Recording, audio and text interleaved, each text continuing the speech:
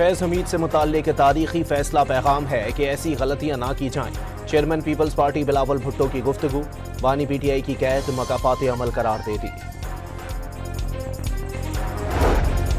पाक फौज के फील्ड जनरल कोर्ट मार्शल ने साबिक DGISI फैज़ हमीद को 14 साल कैद बामुशक्कत की सजा सुना दी।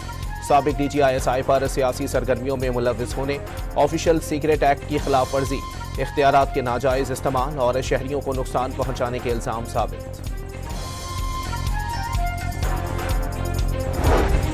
पाकिस्तान के अंदरूनी मामलात में मुदाखलत, नॉर्वे के सफीर को डिमॉर्श जारी कर दिया गया। दफ्तर खारजा के मुताबिक सफीर ने ईमान मजारी केस की समाअत में शिरकत करके सिफारती हद से तजावुज किया। और पाक फौज और चीनी पीपल्स लिबरेशन आर्मी की मुश्तरका इंसदाद दहशतगर्दी मश्क वॉरियर 9 जारी। मशकों का मकसद दोनों मुल्कों की फौजी हम आहंगी को फरोग और बाहमी फौजी ताउन मजबूत करना है।